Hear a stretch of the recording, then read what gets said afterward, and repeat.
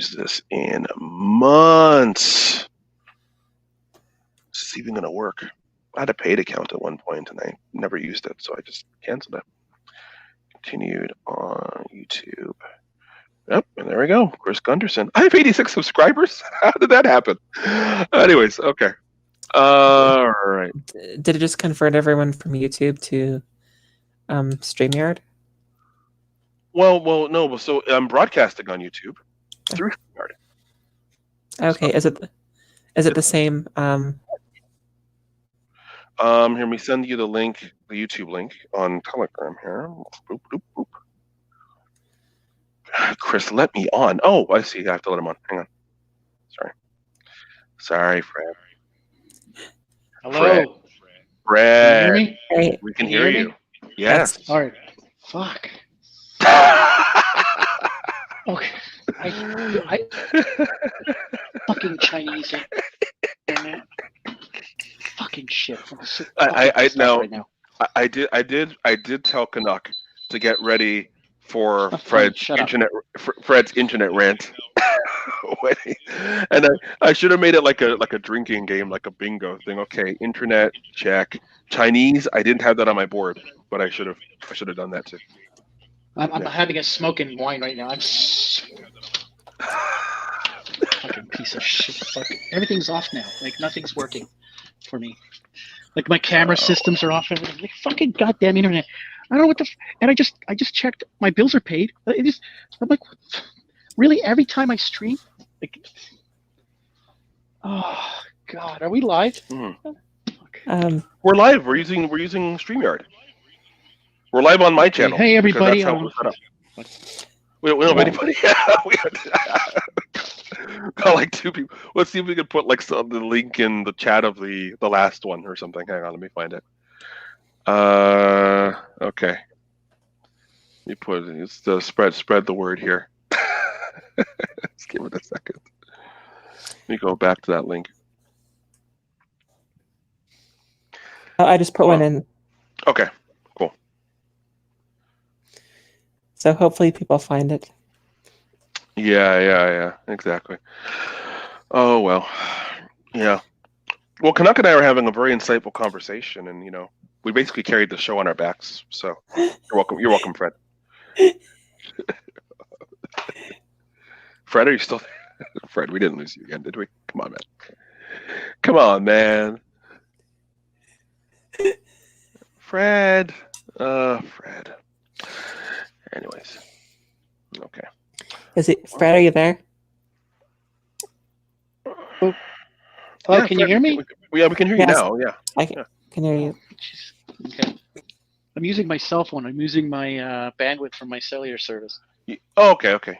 Well, you sound fine. Are you using your computer still, or are you using? No, I can't.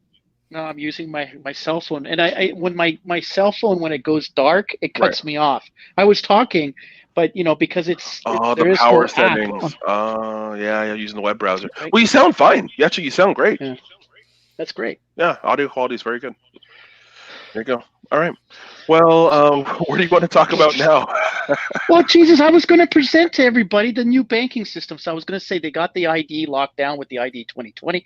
They got the global vaccine program, which is it's called Global Vaccine 2030. Mm-hmm. And it was 2022, but obviously they've accelerated that. And I was going to talk about the new banking system out of the Vatican. Mm. Are those links in our chat? Oh, you're using your phone. Let me see if I can find. You posted those links before, right? Yeah. Fucking internet. Fuck's sakes. Fucking piece of beep. Oh, sorry. Let me add the gratuitous beep. Beep beep beep beep beep beep beep beep beep beep beep beep beep beep. Okay, I think I'm out of the expletives right now. Jeez. Well, yeah, that sucks. What's funny how I guess maybe it's your internet that took down all your streams then, because I guess DLive would have went down a while ago. If your home internet it all went down. Like I was watching OBS and I was like, oh shit, I'm getting the red bars. And I'm like, oh, what's going on? And then my VPN cuts off, I'm like, oh shit, don't give me that globe, don't give me that globe. And then it says connected, which means I'm connected to my router, but I'm not connected to the internet. Right. Well, you're here now. So what else do you want to talk about off the top of your head? And Canuck, do you have anything handy that you want to discuss? Well, you want the indemnification? Yeah, the that's what we're going to question. talk Okay. about. Sorry, I'm getting a bunch of echo back into my. Maybe I'm getting echo into my headset. Okay, that's better. Hello? Okay. Yeah, hi. Go ahead. Okay, yeah, whatever that fix it. Where is it? Yeah, I had an email exchange with Health Canada asking them a few questions. Can you share screens on this, or do I just have to read it out? No, you can. So there should be a share screen button at the bottom of your window. Your bottom of your StreamYard window. Right above it.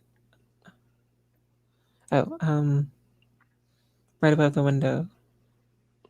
Yeah, right beside the like mute, start cam, mic, share screen. Yeah. Share screen. Okay, got it. I swear to God, I'm the laughing stock of YouTubers.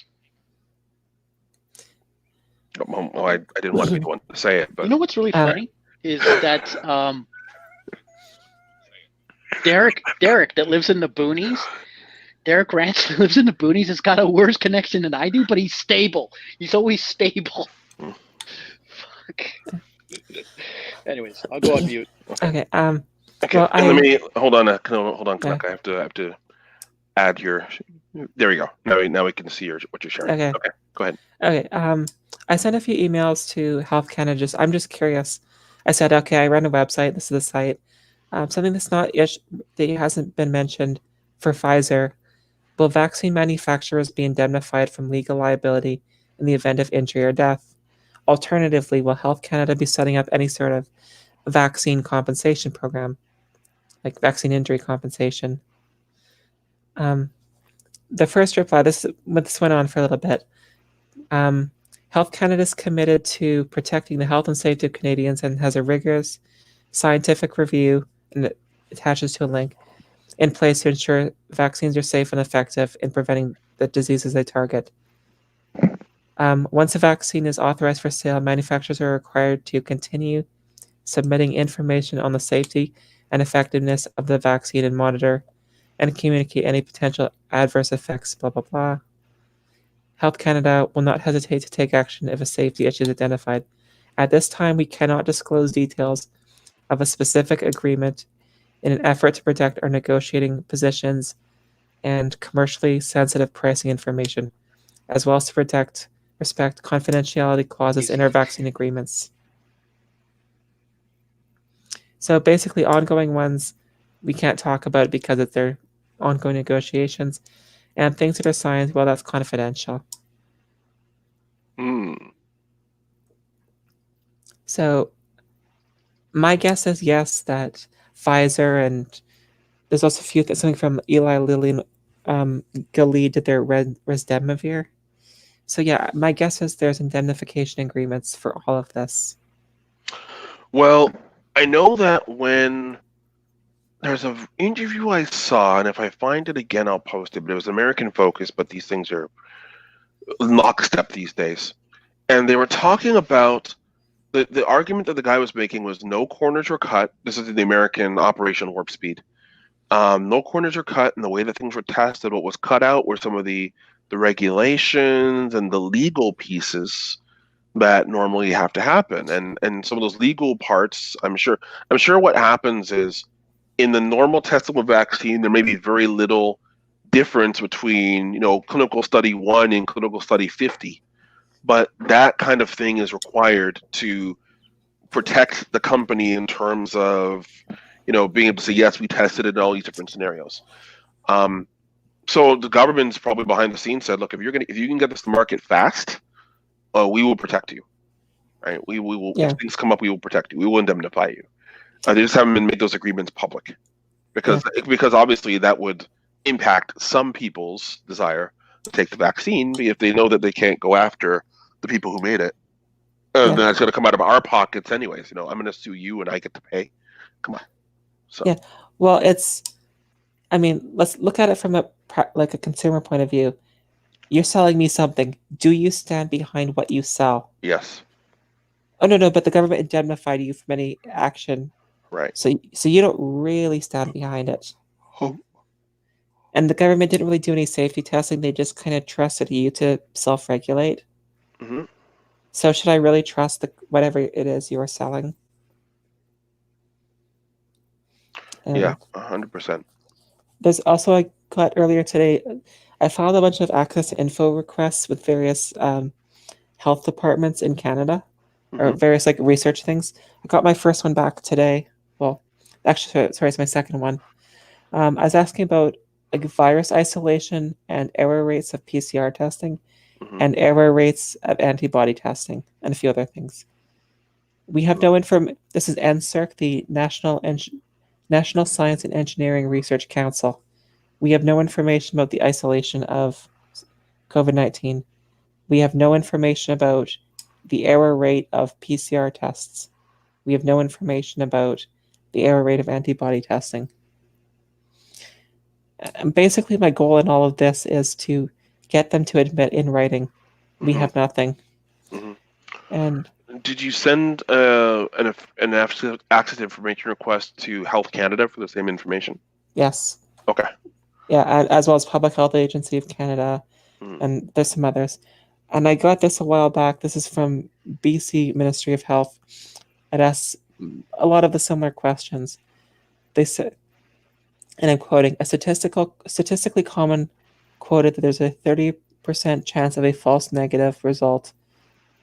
Now, they say in the next line, ultimately for COVID-19 testing, there's no gold standard and the overall clinical sensitivity and specificity is unknown. So they quote 30% because, similar things have 30%, but we don't actually know, so we're just going to say it's 30%. I'm sorry, if you can't tell me, like approximately what your error rate is, like what your success rate is, whatever it is you're doing is not scientifically valid. Like, is it 0.1% off, 1%, 20, 50? To just say, well, we've used 30% before, so we're going to use that now. That's bogus. And yeah, I've got more of these requests pending. I'm basically copying what they did, what Fluoride Free Peel did, and just doing FOIs with everyone to generate a paper trail. So. And I think we just lost Fred again. Oh. Yeah, just lost him a second ago.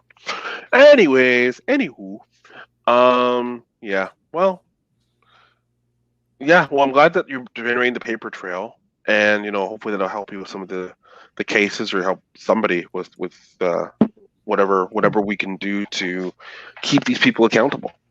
That's really the goal here. Again, we're not, I don't think any of us are arguing that anything isn't real or whatever in terms of the virus or whatnot, but some of these restrictions and things that they're putting on us are ridiculous, and we want to be able to at least fight or hold them accountable for this agenda that that is a conspiracy theory, as you said 8 months ago. Well, we wouldn't call it a conspiracy theory, but this conspiracy theory that there's something more going on. So we certainly want to hold them accountable through actions. That being said, I mean, these guys just seem to shrug things off like Teflon. Even when you do hold them dead to rights on things, it's like they just change their mind like it never happened.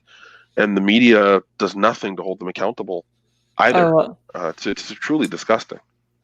Well, I did a piece a while back, and just the very quick version, there's at least 4 major programs introduced in the last year or so, last year and a half, to essentially buy off the media.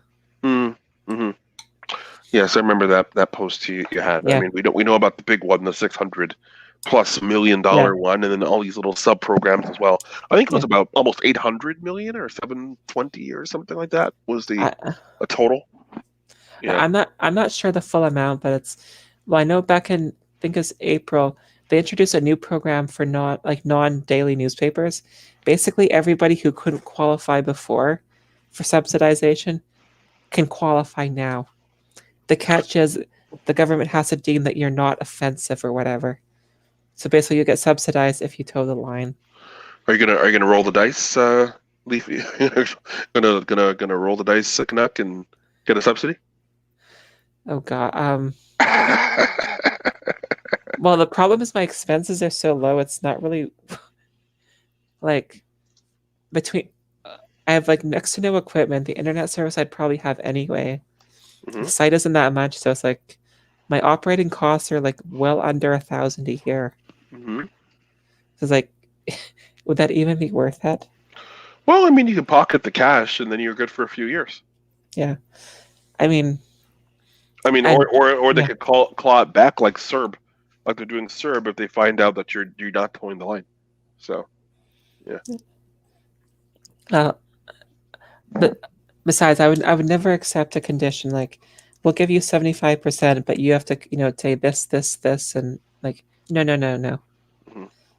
I'll shut my site down before I toe your line. Oh, good.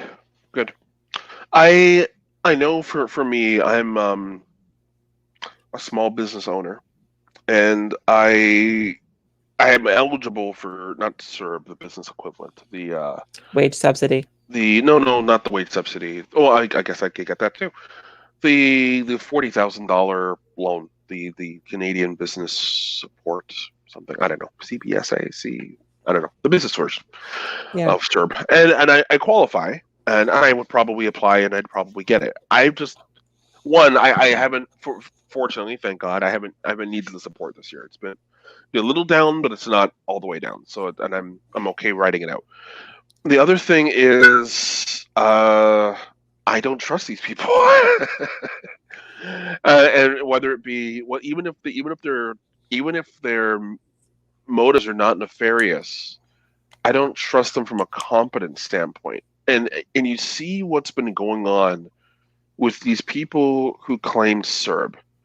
Some of the messaging I've been seeing has been really terrible, frankly. So, for example, they did not put an income cap on the people who applied for Serb. They said, if you need help, we're here to help.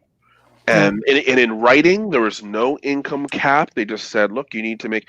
They kind of had some reasonable requirements before, and eventually they just kind of opened the floodgates. Anybody needs help can help. So people applied for that, and maybe some people didn't read the fine print and some of the messaging. I also know they changed the messaging midway through as they figured things out. Fair enough. They kind of got more things together, but there's been no acknowledgement of, hey, we didn't really know what we were doing at the beginning. They're just kind of going after people and saying, well, you shouldn't have had that, so we're going to take that back now. I'm not even talking about at tax time. I'm talking about people are getting notices and calls from CRA now. And some of these people applied for it and used that money because they thought they're eligible and they were approved.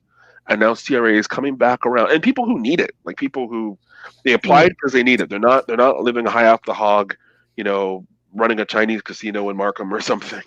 They're people, small business people or regular people or whatever who needed it to get by. And now they're coming after them again and saying, oh, yeah, we made a mistake. I unfortunately have been on the receiving end of a CRA mistake. It was unpleasant at best. And so and that mistake was rectified, but it left a very bad taste in my mouth. So I have my own reasons for not wanting anything to do with the government having an outsized role in my life. Even if I applied for the money, I probably wouldn't spend it for a while. They weren't even clear with Serb as to whether it was taxable at the beginning. And whenever the government doesn't say it doesn't explicitly say something is non-taxable, I assume that it is.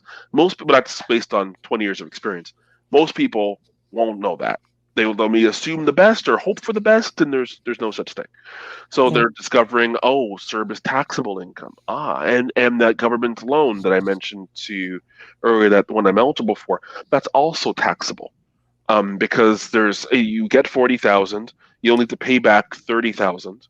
You have like 2 years to do it, and after that, the interest rate is insanely low for you to maintain that. And then they just changed it so you can add another 20,000 on top of that, so 60,000 total. And the amount that you, at least the amount that you do not have to pay back to them is taxable income. So again, it's like, they give you one hand, but they pull back the other. It's just this ridiculous shell game. That's just not fair to people. So I try and keep them out of my life as much as possible. I understand people need help, and fine, but these guys are just terrible. Well, I'd heard a lot of it.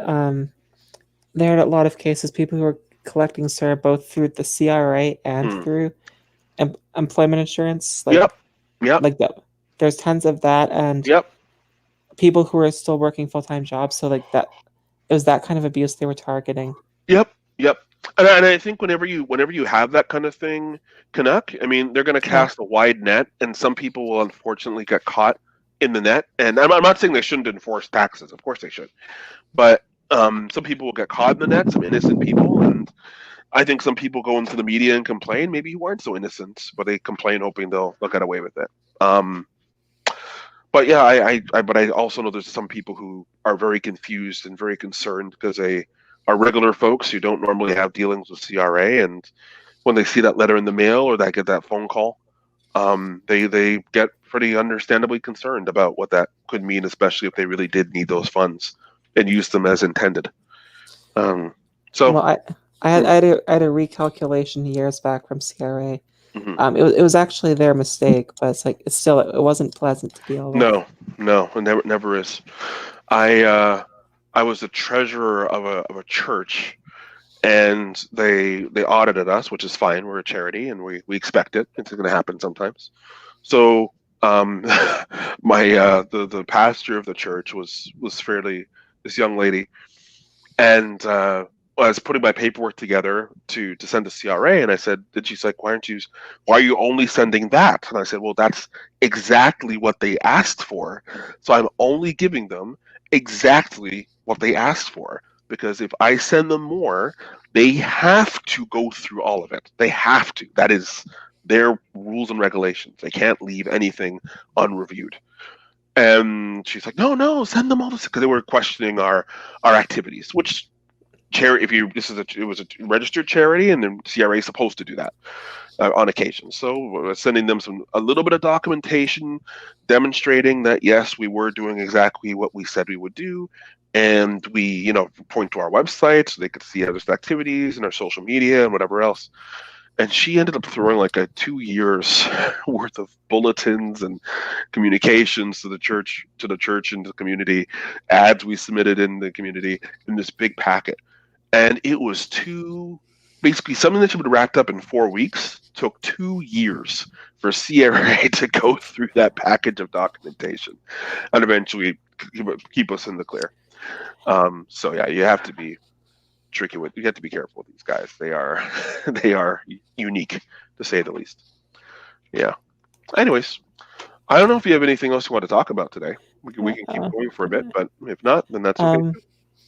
I'm just still doing the research, still posting, but it's like it's frustrating because I think we're reaching the point now where it's like we can't really make progress with anyone. It's right.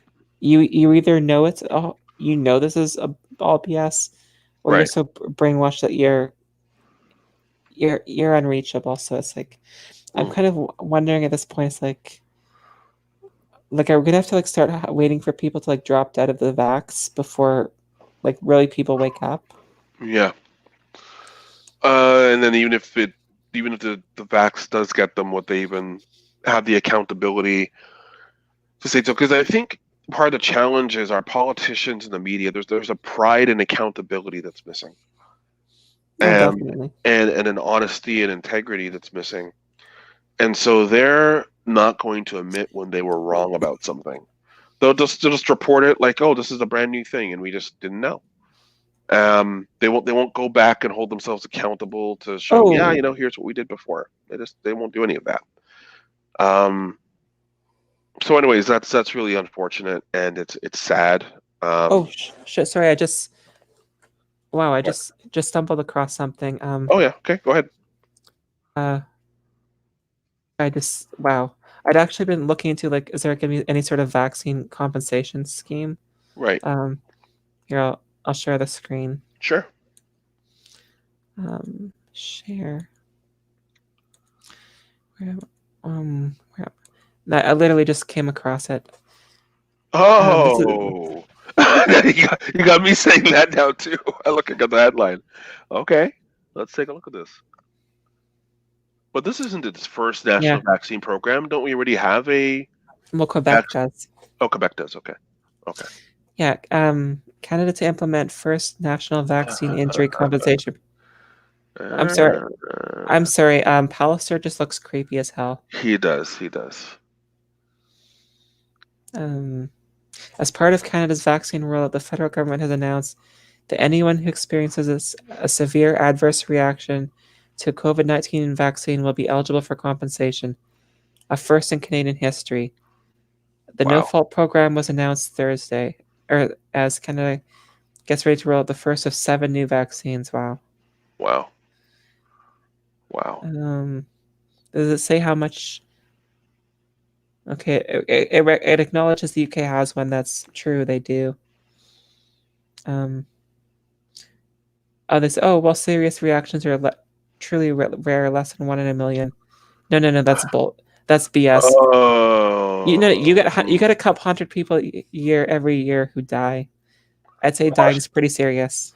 And I mean, hey, just like with COVID, dying is one thing, but you also have other long-term side effects that happen too. I mean, there is, if you read the fine print on your vaccine, you'll see a raft of conditions that can come through, like any medication, those potential side effects that can happen, and and that includes, autism and some other things as well. So it's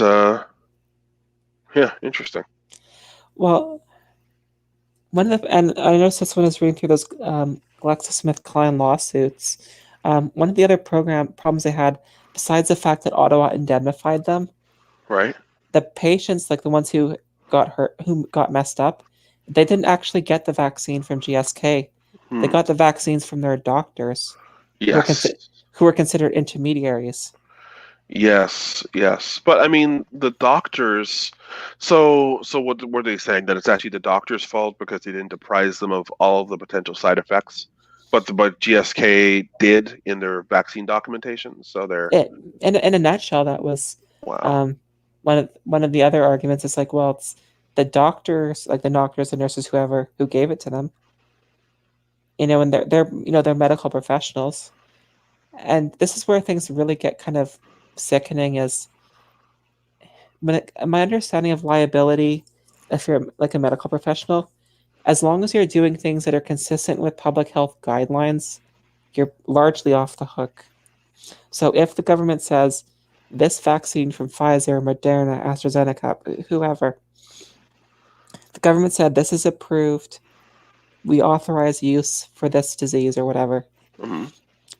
The doctors and clinics at that point are essentially following public health advice, so they're following accepted medical, protocol.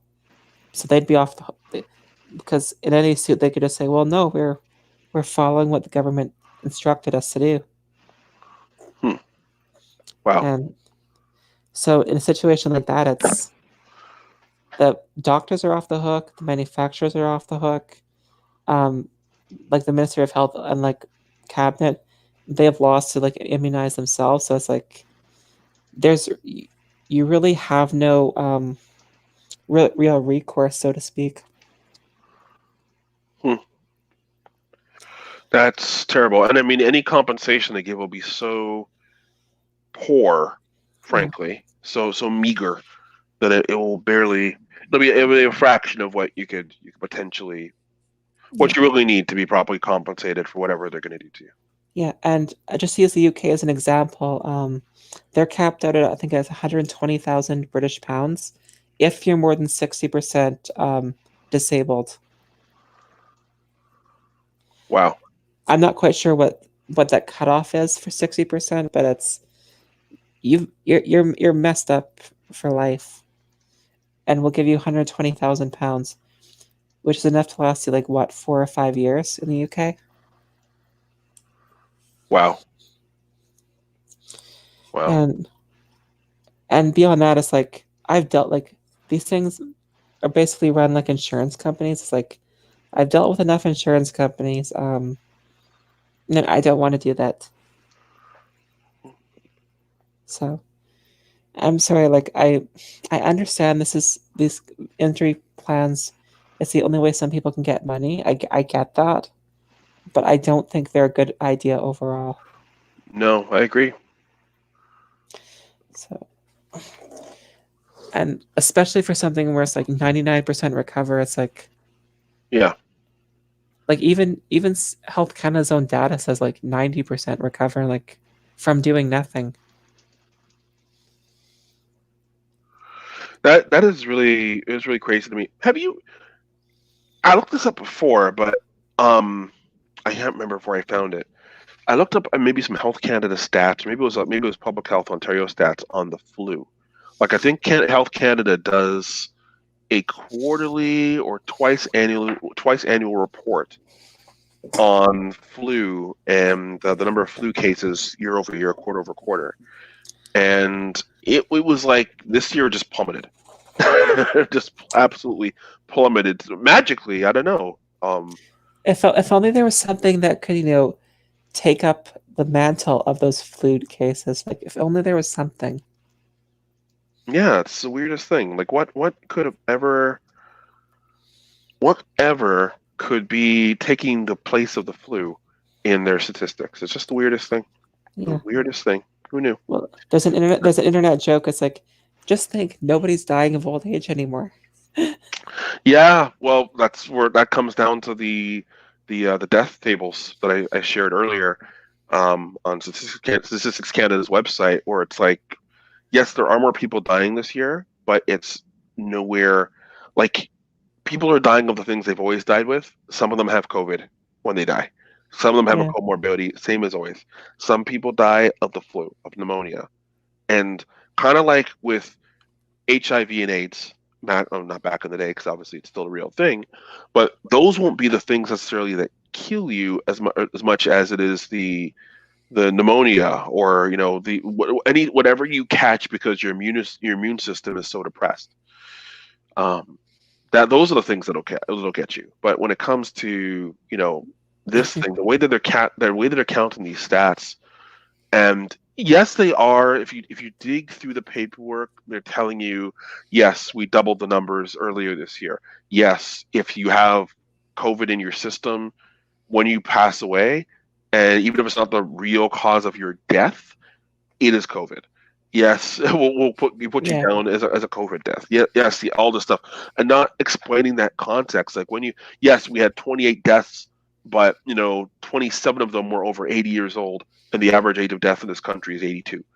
I mean, because people don't have that context of past years or how people normally die or when they die or even those details, and those things aren't being actively reported. You just get that top level cases and deaths. It is very hard for your average person who isn't spending hours on this per day, who has a regular job, their family, all this other stuff, and just want to carve out more time to really, in all fairness to average folks, discern what is going on here. And it's hard for people following it to discern what's going on sometimes. I mean, it's pretty crazy. Yeah. Oh, can I just play a video? Like Sure. It's one of those things that will make you want to throttle someone. Okay, no problem. I think you can probably share your screen again here and go from there. This was an interview that Jason Kenney did, a radio interview not too long ago. Like this. Yeah, go ahead. Can you? Let's see. Can you hear it? I cannot hear it, but that may be just a StreamYard thing. I don't know. Oh. Yeah. Well, the long and short of this one video was, right. Jason Kenney went to a radio interview, and Danielle Smith, who's actually was in politics until recently, she's asking him like actually a lot of really good questions, and Kenney admitted, yeah, well, there's this New York research that figures there's 90% false positives, and like he just shrugs it off. Yeah. Yeah. Well, I mean, Ford has already said. I mean, Doug Ford here in Ontario has already said, that he's not ignoring the protesters and anything contrary to what his doctor friend is saying. But I don't think Doug Ford, along with most of our politicians and most folks, frankly, are intellectually equipped to challenge a doctor. I mean, I don't even think. I think if the right doctor talking to even the both of us can make us look. Oh, geez, yeah, definitely. Here's my arm. put it in. You got me. Yeah. But I definitely don't feel like they're mentally not mentally equipped. Excuse me, intellectually equipped to really challenge them on some of this stuff. Now, maybe I'm wrong, and those things are happening behind closed doors, and they're coming out with a unified front, which kind of makes sense. But I don't know that they're really equipped for this. I don't know that they're really built for this stuff. And these are the people that are allegedly trying to be our leaders, and they need to challenge some of these guys a bit further. Frankly. Well, what we have, and I think it's pretty much all the provinces, like all of the provincial legislatures have passed various legislations, various public health acts, which essentially sign away and abdicate their own responsibilities to unelected bureaucrats. Right. And I think that's absolutely sickening. Like, no. Thing is, I can't get rid of Bonnie Henry. I can't. I can theoretically get rid of my MLA, vote him out. Right. But I can't get rid of somebody who's never run for office. Yeah, exactly. Yeah, as a political appointee, you need to get rid of the person who hired them to truly get rid of the appointee. That's one of the things that's good and bad about the American system is that so many, well, not public health officers, but so many positions are up on one. There's an election. There's so many positions that are up there. Now, the conversely, you do want to have some positions in the public service that are not politicized. They're just your radical civil servants who's just doing their thing. But a situation like this, we have the option to fire people, and unfortunately, we can't just do that on a whim. Yeah. Well, I know there's some of the smaller places in the states, smaller counties, like they elect district attorneys, they elect judges, they elect sheriffs. So So I guess I understand both sides. Yeah, there is the risk of politicization, but if somebody is truly like a screw up, like really is not fit for it, you can't really, if it's a justice who's appointed for life, they got decades to live. Mm-hmm. But whereas if it's a sheriff or a DA who does not do their job, you can theoretically get rid of them in a year or two. Okay. Well, there is a the part of the challenge as well that we have is that with some of the changes to the Public Health Act in Ontario that actually happened a couple of years ago, the Health Protection and Promotion Act, I believe, even when you have that elected official, the medical health officer has the ability to override them and issue, at least in Ontario, what they call a Section 22 order, which essentially will override whatever politicians say in terms of lockdowns or other items. And actually, let me share my screen here, and I'll show you an example, because that actually happened in Toronto just a little while ago, actually, just in November. And it wanted the public health, basically almost the same day, the politicians came out and said, yep, everything's fine. Everything's fine, nothing to see here. The public health officer said, yeah, we're locking down again. And here, let me share this press release here. Actually, it was the province had it come out. And it was interesting because I remember the press conference and it was just the public health officer. There wasn't John Tory, the mayor of Toronto. There wasn't anything like that. It was just this one lady coming out here. Share. There we go. So yeah, Chief Public Health Officer issues Section 22 order to strengthen COVID-19 protections in Toronto.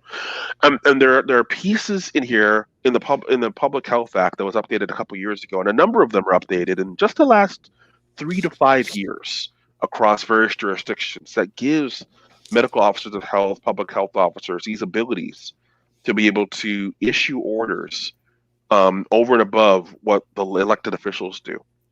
So, and this person, by the way, she makes more than the politicians. I think Ellen Davila makes about $300,000 to $350,000 per year. And other ones make easily in that $350,000 to $400,000 per year. So she's doing quite fine during this pandemic. I'm sure she's got a lot of work to do, but sure. I think some of these folks had to take a 20% cut until COVID-19 is resolved or businesses are back to work. I think we'd all be back up and running pretty quickly. Yeah, but she took unilateral action. I won't read it. It's on the screen, but yeah, go ahead. Okay, yeah, they have these powers above and beyond the politicians. Mm-hmm. But who wrote the laws to give them the power to do that in the first place? Mm-hmm. Well, when I see a number of jurisdictions do things around the same time, that leads me to believe, and again, I don't have the numbers or the data, but I have seen things happen too many times to not know what's going on. There's obviously interest groups that are basically writing the law for our politicians in a coordinated manner to get certain things passed in a certain amount of time. So it could be WHO guidance, it could be lower level groups than that, it could be higher level groups than that, but certainly coordinating to say here's kind of the way things are going and this is what we want to see. Yeah. Well, as far as sovereignty, something not many people know is because of our membership in the World Health Organization, Article 21A and 22 of the WHO's Constitution actually gives them binding legal authority over "quote unquote" quarantine measures. Yeah. This was signed away decades ago. Yeah. It's really quite a wake-up call to people in countries who may think that they have full sovereignty, but if their country falls out of lockstep, then there are mechanisms in place where certain extra governmental bodies can step in and try and enforce the law from a different perspective. Yeah.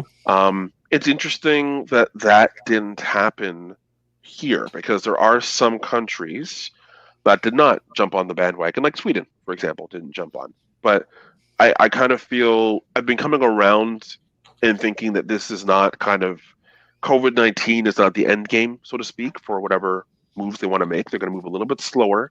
There's going to be something else that happens in time, and they'll use certain countries and certain things as examples of what not to do, so that people who are looking at not getting in line will get in line, not dispute that. Yeah. So, yeah. Well, I'm trying to wonder, how do we even because we have health officers who aren't accountable to the public, who are given these powers by politicians who don't care, and they're following the bidding of organizations like WHO. So it's where's the representation of our interests? Mm-hmm. Yeah. There's always ways to fix things politically, and it's how? You can take people to court, and it's yeah, but the judges are all political appointees anyway. Yeah. Fred just messaged me because I just pinged him and said, "Are you coming back to your show?" And his internet's still down, so he says he apologizes. His Chinese internet company has failed him. For a guy who doesn't like Chinese people, he just keeps finding his way back over to Chinese services and Chinese providers and Chinese people and everything else. Hey, YouTube, I am fine with the Chinese people, okay? I have no beef with Chinese people. I'm speaking about a specific person, although even if you cancel my account, I truly wouldn't care.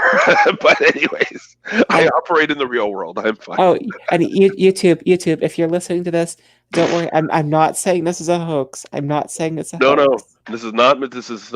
We're just having a discussion, okay? Let me just put on my mask. Where's my mask? I got it around here somewhere. Put on my mask. I got my mask and gloves right here. I'm talking. They're on right now. They're on right now. Right. In my room by myself, talking to my microphone. They're on right now. Oh well. And I'm more than 6 feet away from everybody in my home, and I'm trying not to pass the virus through the internet. Although that I'm sure that's COVID 2030 when Elon Musk has implanted microchips in people with his Neuralink, then we'll get real computer to human viruses or something. Who knows? But Anyway. until people are actually staring down taking the vax on their own, it's like there's a lot of people I just don't think we're going to reach. Oh no, of course not. Of course not, and that's frankly by design. I mean, this is why so many voices are being stifled across everything. Frankly, that's why even if the message gets out, they may be able to manipulate things so your reach of your message is limited. It's that's where you have people being deplatformed and demonetized, and that's also why you have a number of alternatives popping up. So it will be interesting to see what happens over the next 5 years, this battle for hearts and minds. I don't think it'll be a real test to see how much humanity has left, to see if people can kind of fight through the noise and get to the truth about some of these things.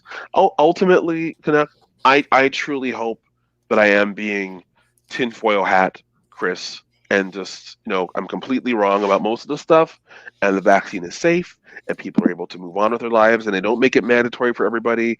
They get to a certain level, and hey, that's enough. Okay, let's move on.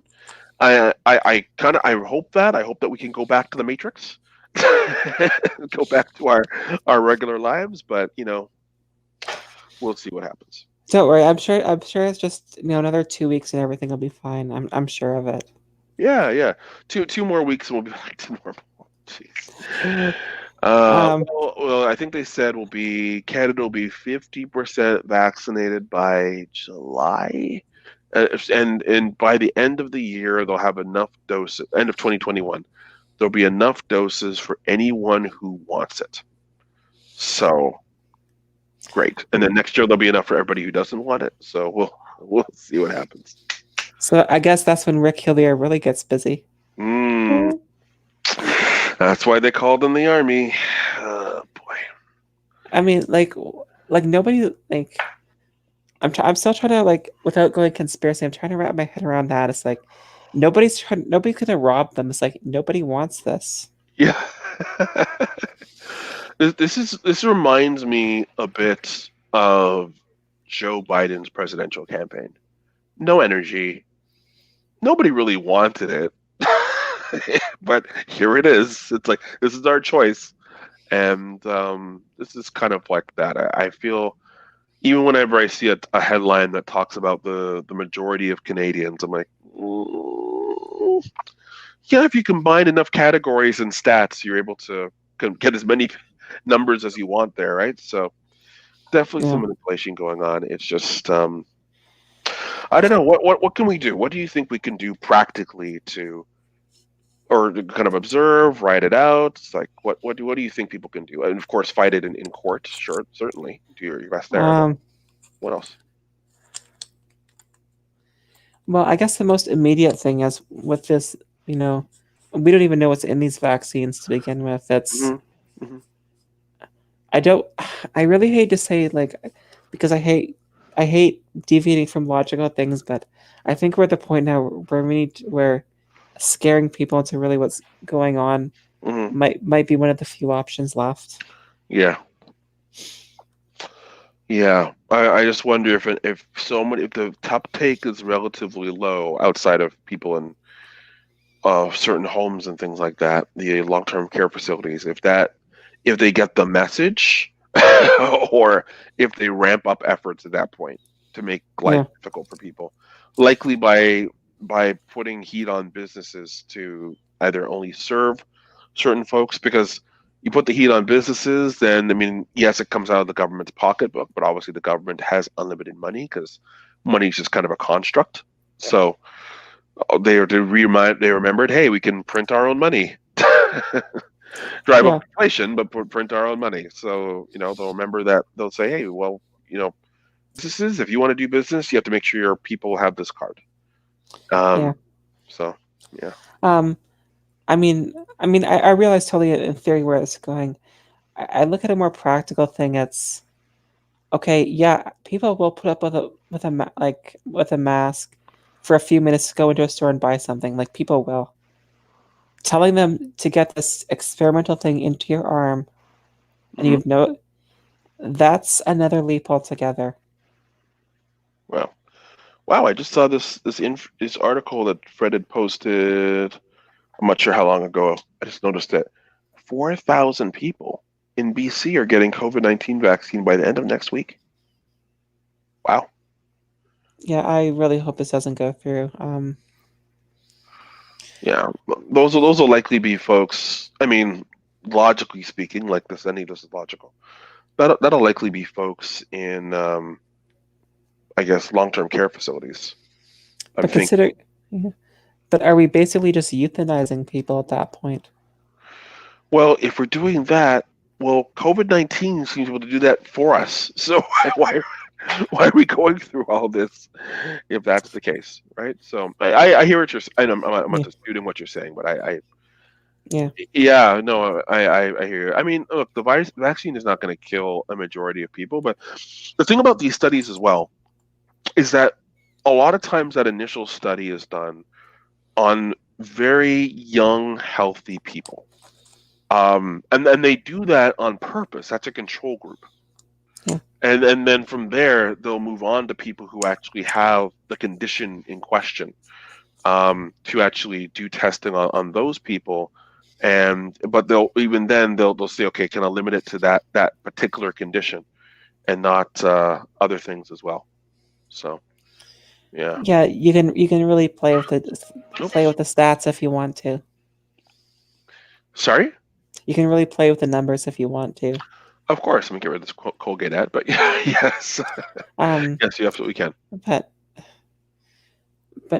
like any, and well, I have a neighbor, like a nice guy. He's like much older than me, but really nice, sweet.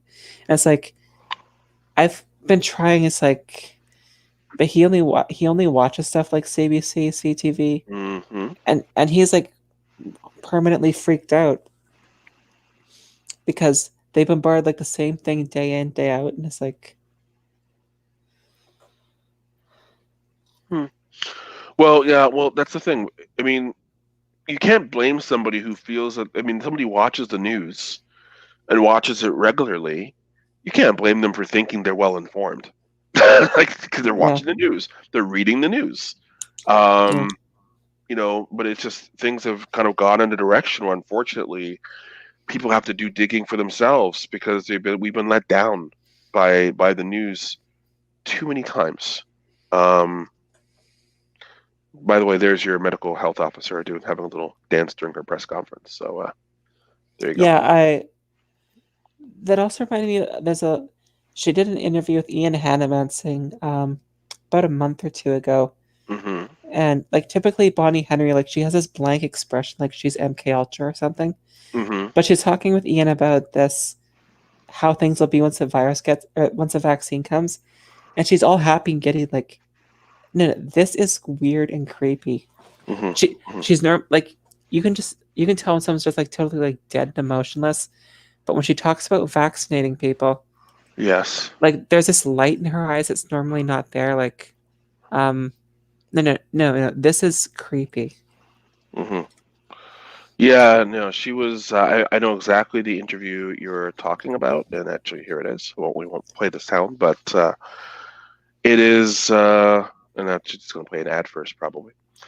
But yeah, I know exactly the interview you're talking about, and I think just after this, I think BC was still not doing masks for a while, and I think shortly after this, BC started doing masks in more places. Is that? I think it's only in the last few weeks that's changed for BC, right? Yeah. Well, what she's done, and this is I consider as kind of gaslighting. I'm not making it mandatory, but I expect it to be done. Mm-hmm. Hmm. Yeah. Well, I mean, maybe that's also an acknowledgement that their effectiveness is somewhat limited. Yeah. In some cases. So, I mean, the face coverings. I feel that the way I'm not saying masks don't work, but I am saying the way that people are wearing them doesn't work.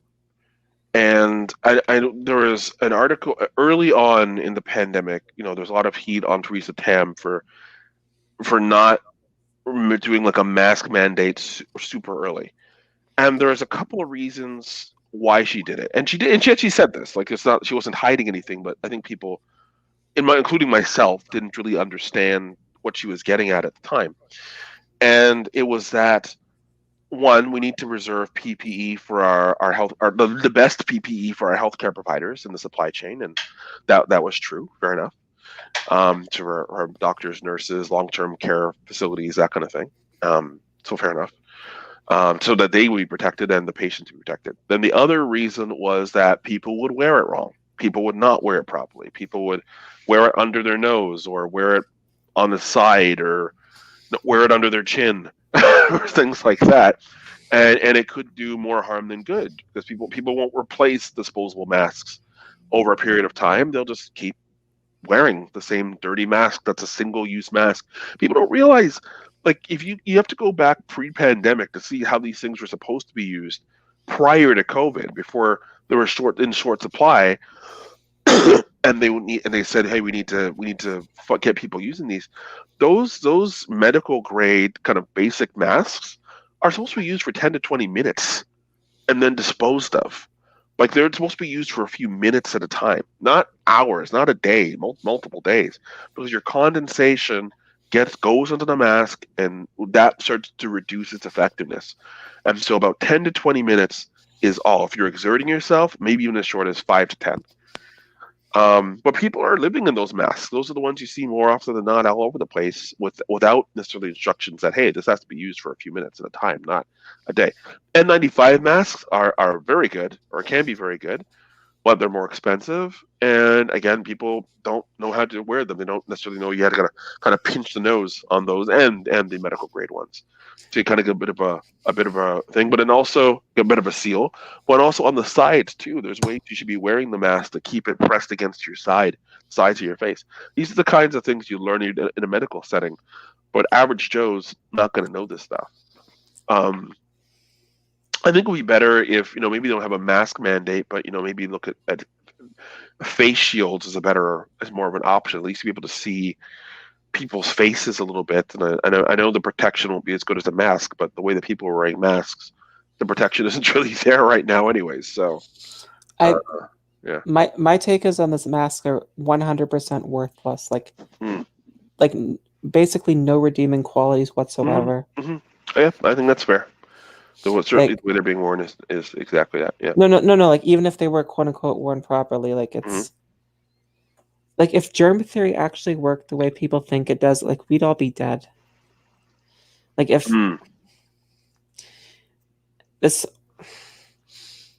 if you're in a building with a bunch of people and you're sharing the same circulated air, wearing masks isn't going to do a thing because you're all breathing the same air. Yeah, that's absolutely very true. I think there was something I found. It was a Japanese, something like this that pictures how various face masks work. This wasn't exactly the one, but something like this. But you're absolutely right. I mean, there was something that I think was posted in our group chat a little while ago, and it was a study that was done recently where they're tracing 3 COVID infections in the same restaurant, and kind of how one person sneezed, and then they theorized one person sneezed, and it kind of went from across the restaurant here and across the restaurant there. But meanwhile, the restaurant was full of people, but somehow only 2 out of say 20 got this virus, even though things were passed around from thing to thing. So take a look at this video here, and so you can see the droplets going through some of these face coverings and masks, the cloth masks, etc.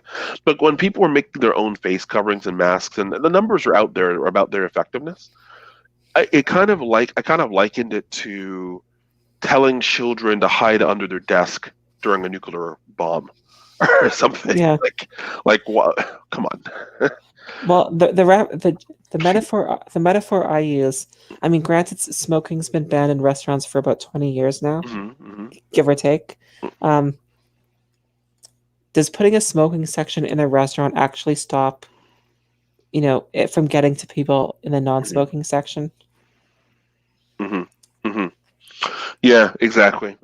So another analogy I heard was, peeing in a pool. Yeah. Kind of thing.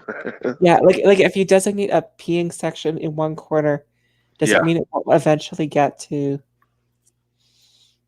And that's how, like, even let's say grocery stores, it's like you can all be wearing masks, but you're all breathing in like the same air from the same building. Right.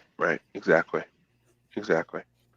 So that plus, given the added like breathing problems, anxiety problems, like risk of like bacteria buildup, is like, given the fact there's, I would say, really no benefits to wearing one versus all the downsides. I don't. Yeah, I can see that. I think just the way that we're doing it is completely wrong, and I think that we've learned enough, especially when people are being. I'm seeing the majority of people being compliant, at least walking around town, going what little places I go. When people are going inside, they're following the rules that they've been given. They're wearing their mask. They're so most people are keeping it over their nose or off their chin, and they're trying. Like they're trying. Nobody wants this thing to keep going. Like everybody's over it. Yes, you may have some people getting together behind closed doors, but at least in public, I'm seeing people doing do. They're trying to socially distance for the most part. So I just think this whole thing is just completely unnecessary at this point. Well, when you realize things like the whole like the reset and whatnot is their agenda, that's like it's like no, this whole thing is being artificially pushed along. It's like you don't even know that these PCR tests even like, I mean, heck, even like the freedom of information requests I've been doing is like, we don't even know that this has ever been isolated. So it's like, yeah. So you're saying that, I mean, the whole thing is that the virus was isolated months ago. So you're saying that it's not the case? well, the thing I got back this afternoon from NSERC says, no, we have no records of what you're asking for. And it's quite specific in the details, like, Interesting. Essentially for proof this has been isolated. And if you look, there's like plenty of people who've done it as well. It's like, oh no, people want records. Has this ever been isolated? And similar stuff going on in the States. Nope, no, we don't have any records. And when I want to ask, various health departments, what's the error rate of these tests? Well, we don't actually know. Yeah, and you'd think they would know if the virus was isolated. Yeah. And as for masks, oh, it sounds lovely, except if you actually read the stuff the World Health Organization puts out, oh yeah, they admit there's not really much evidence masks work, but for political and social reasons, we recommend them anyway. Yes, that's really what it is, and it's this massive contradiction where these people talk about we're following the science, and they're not, frankly, because the science has changed. We've learned more. So this is really a social exercise at this point. It's nothing about that. Yeah. And or what's her name? Body Henry in BC. Oh, she recommends it. Like, no, you dig up her statements from even February, March. Nope, she can't. You dig up a court case she was in 5 years ago. She testified as an expert witness in Ontario. There's no real evidence that masks or vaccines work for influenza. That was the Sioux Area Hospital case in 2014, 2015. Yeah.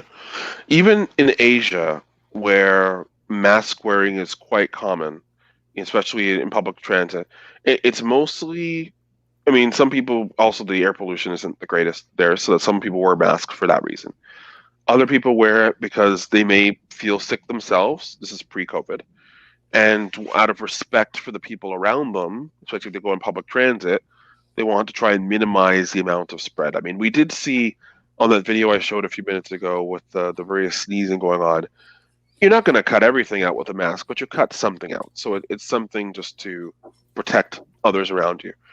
But even then, it's not a universal deterrent. And I think one question I've had about this COVID situation is, when is enough enough? Like, what is the end game here? Is it 0 cases? Is it 5%? Is it like, what is the end game of beating COVID, quote unquote?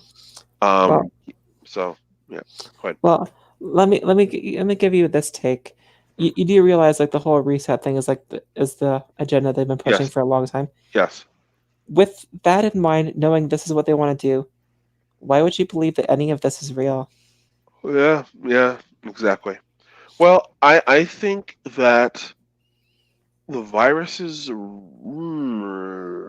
Hold on before I go down that road. Let me rephrase that. I think that they are not wasting a crisis. Whether the crisis is, and I think the crisis is largely manufactured at this point. Yeah. And they're not wasting it. They're taking full advantage of it. The media is right on board. They're pumping it up. Politicians are right on board. They're pumping it up. You got a few people you got people who have been kind of vilified, and I don't know if they had the right information to begin with, and they've kind of proven to be right. Maybe it's a broken clock right twice a day situation. Yeah. But even a guy like Trump, who was like, get the kids in the schools. The kids are barely impacted by this. They're not transmitting it. Get them into the schools. And people were just killing this guy because of that. And lo and behold, that's like the latest evidence from the WHO is, yeah, definitely good. And months later, yes, absolutely. Get the kids once after November 3rd, actually. Get the kids into schools. Yeah, absolutely. It's the best place for them to be. There's no evidence that they're going to increase cases. Now, that being said, that kind of doesn't make any sense at all. Because since the kids went back to school, cases have been shooting up. But then again, how do you calculate a case? Like, are they measuring cases the same way? We know there's ways they've been kind of playing around with the numbers to begin with. So, yes, it's about not wasting a crisis. Let's put it that way. Well, PCR tests aren't even really designed for infection. Like their original purpose, like in the early 2000s, was a modified technique for DNA testing. Because back when like DNA was in its early stages for like criminal cases, you need like a lot. You essentially use electrophoresis, which is you use enzymes to cut it up, and you essentially electric charges separate it. You get this little set of lines, but you need a huge set of samples. But so along came PCR, which is essentially artificially creating like more strands. Like you unwind the double helix, it regenerates more. Right. But as you do it more and more, like the sample you produce gets a little bit corrupted because it's not perfectly replicating.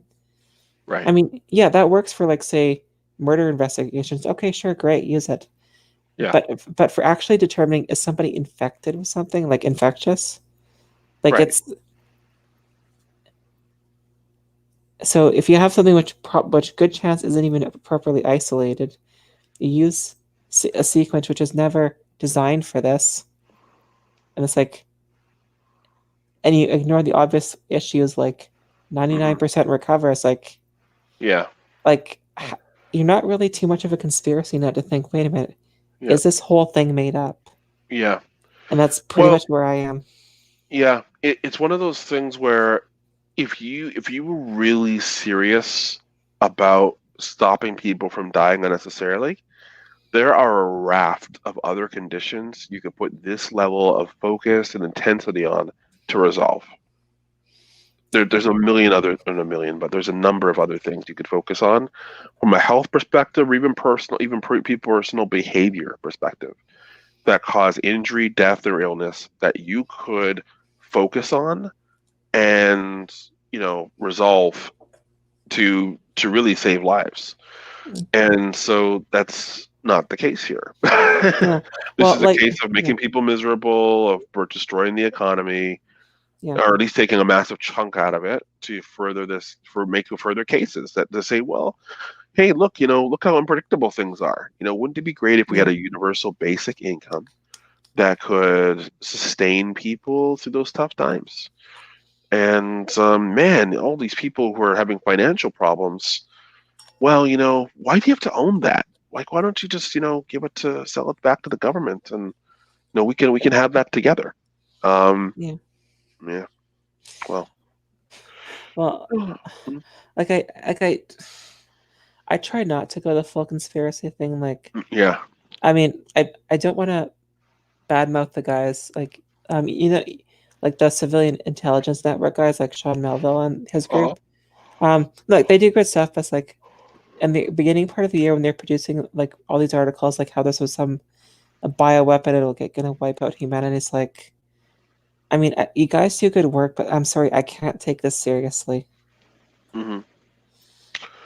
Yeah. Well, I mean, there's also a ton of legitimately misinformation on all sides of this, so Yeah, it can be very hard to discern sometimes. And I think one thing I've learned is to kind of take more things with a grain of salt, and yeah, try and do a bit more research even before I share things with our chat.